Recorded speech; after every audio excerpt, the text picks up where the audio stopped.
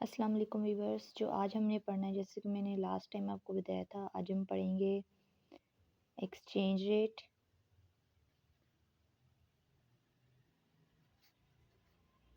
Inflation के बारे में and devaluation of currency.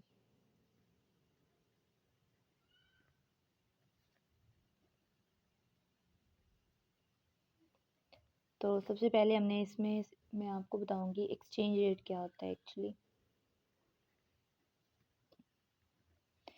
Exchange rate को हम आर से डिनोट करते हैं और ये इक्वल होता है डोमेस्टिक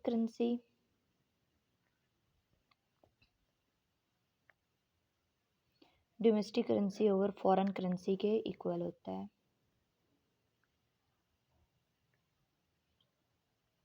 तो यहाँ पे हम डोमेस्टिक करेंसी रुपी ले लेते हैं, पाकिस्तानी रुपी, और जो फॉरेन करेंसी है वो हम डॉलर्स लेते हैं, इंटरनेशनल करेंसी को।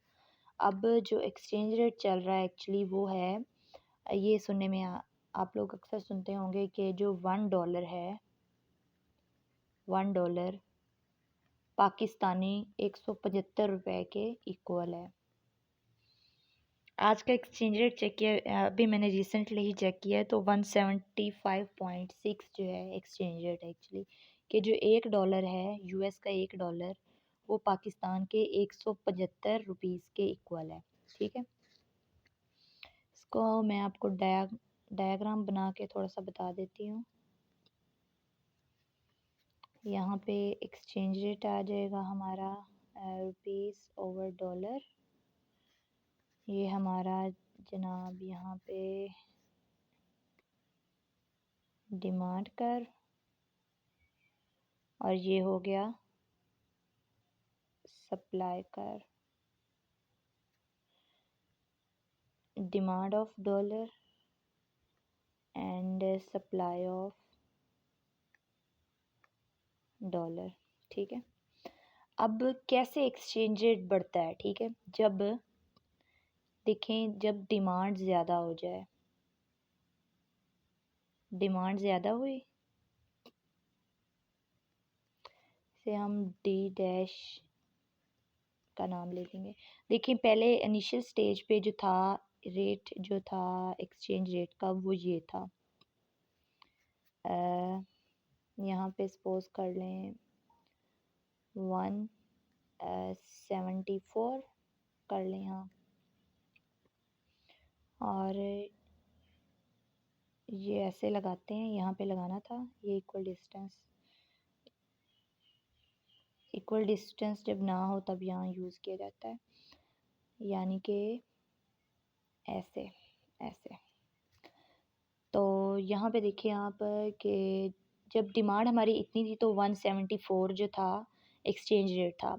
अब डिमांड ऑफ डॉलर बढ़ गई है, यानी कि जो हमारी इम्पोर्ट्स हैं, imports he actually demand of dollar हमें इम्पोर्ट्स वगैरह के लिए चाहिए होता है। ठीक है, तो अब डिमांड बढ़ गई है तो एक्सचेंज रेट क्या हो जाएगा, यहाँ से यहाँ पे चला जाएगा। एक्सचेंज रेट कहाँ पे होता है? जहाँ पे डिमांड और सप्लाई इक्वल हो। तो यहाँ पे देखें, यहाँ पे सपोज 175 हो गया, यहाँ पे हमारे पास डिमांड ऑफ डॉलर्स, यहाँ पे एक्स एक्सिस पे डिमांड ऑफ डॉलर है, वाई एक्सिस पे हमारा एक्सचेंज रेट है, और इनिशियली जो हमारा जो सप्लाई कर्व था वो ये था, जो सप्लाई थी डॉलर्स की, और जो हमारा डिमांड था, इनिशियली डिमांड कर्व वो ये था। ये जहाँ पे सप्लाई और डिमांड मिल रहे हैं वहाँ पे एक्सचेंज रेट डिटरमिन हो रहा है 174, और जब हमारी डिमांड बढ़ी, यानी कि डॉलर्स की डिमांड हमारी कंट्री में जब बढ़ी, तो हमारा एक्सचेंज रेट ऊपर चला गया, 174 से 175 तक चला गया। अब एक्चुअली क्या हुआ है, 174 से 175 पे हमारी करेंसी पहले से ज़्यादा डी वैल्यू हो गई है, यानी कि पहले हमें जहाँ पे 174 रुपीज़ चाहिए थे $1 के, $1 के मुकाबले में हमें 174 रुपीज़ चाहिए थे पाकिस्तानी, तो अब हमें $1 की जगह $1 यानी $1 के मुकाबले हमें 175 रुपीज़ चाहिए। ठीक है, तो हमारी करेंसी डी वैल्यू हुई है। और मैं आपको बात बताती हूँ कि इन्फ्लेशन जो हमारी करेंसी की डीवैल्यूएशन का एक और जो है फैक्टर कह लें, वो इन्फ्लेशन भी है। और वो कैसे है, अब मैंने अपने चैनल पे एक वीडियो अपलोड की हुई है जिसमें मैंने मॉनेटरी के लिहाज से सारा बताया गया कि इन्फ्लेशन कैसे होती है एक्चुअली। जब ये होती है मनी सप्लाई, जब मनी सप्लाई जो है वो ज़्यादा कर दी जाती है। यहाँ पे देखें, ये for example demand of money थी, ये सप्लाई ऑफ मनी है। पहले जो था हमारा इंटरेस्ट रेट इतना था, मनी सप्लाई ज़्यादा की गई तो हमारा इंटरेस्ट रेट नीचे चला गया। ये इसका मैंने डिटेल में इसको जो है ना यहाँ पे चैनल पे अपलोड की हुई है वीडियो, वो आप देख लीजिएगा। ठीक है, तो हमारा इंटरेस्ट रेट कम हो गया। अब इंटरेस्ट रेट कम हुआ तो क्या हुआ कि जो है लोगों के पास पैसा ज़्यादा आ गया। ठीक है, उन्होंने बैंक में पैसे रखने कम कर दिए क्योंकि इंटरेस्ट रेट कम मिलता है। और जो बिजनेसमैन्स हैं उन्होंने, इंटरेस्ट रेट कम था चूँकि, तो बिजनेसमैन्स ने जो पैसा है वो बैंकों से लेना ज़्यादा शुरू कर दिया। ठीक है, फिर क्या हुआ कि लोगों के पास बहुत ज़्यादा पैसा था क्योंकि वो बैंक्स में पैसा नहीं रख रहे थे इंटरेस्ट रेट कम होने की वजह से। तो इसकी वजह से जब देखिए, जब डिमांड ज़्यादा होगी किसी भी चीज़ की, फॉर एग्ज़ाम्पल मैं आपको बताती हूँ, वीडियो लंबी हो रही है लेकिन फिर भी खैर बता देती हूँ। जैसे फॉर एग्ज़ाम्पल एक दुकान पे अगर कोई फ्लोर लेने गया, फ्लोर आटा, तो पहले जो था, ये कल वाला लेक्चर है नीचे जो मैंने आपको बताया था, इन्फ्लेशन वगैरह का बताऊँगी सब कुछ। ठीक है, तो वो लेने गया है, फ्लोर लेने गया है बंदा। तो पहले 3 यानी आते थे लोग, पहले कम लेते थे ये कह लें, पहले कम लेते थे और अब ज़्यादा लेने शुरू कर दिए, लोगों के पास पैसे जो ज़्यादा आ गया है।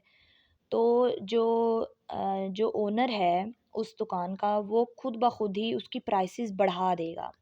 ठीक है, तो ये इन्फ्लेशन हो जाएगी। अब डीवैल्यूएशन जो है, हमारी करेंसी की वैल्यू कम हो जाना, वो इससे भी होती है, एक्सचेंज रेट, डॉलर की डिमांड और सप्लाई से।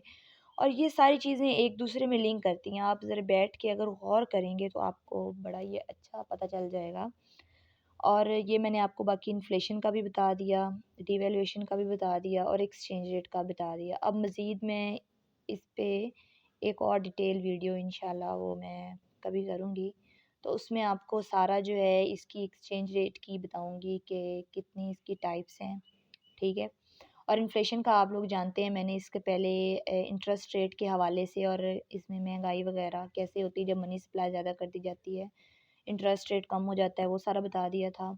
वो आप वीडियो ज़रूर देखें, मैं डिस्क्रिप्शन में उसका लिंक दूँगी। ठीक है, और डिवैल्यूएशन ऑफ करेंसी और एक्सचेंज रेट। ठीक है, ये सब था आज का लेक्चर। होप सो आप लोगों को समझ आ गया होगा। कोई भी अगर क्वेश्चन वगैरह हो तो कमेंट कर लीजिए, और साथ में जो है चैनल को सब्सक्राइब करें, लाइक करें, शेयर करें। Thank you.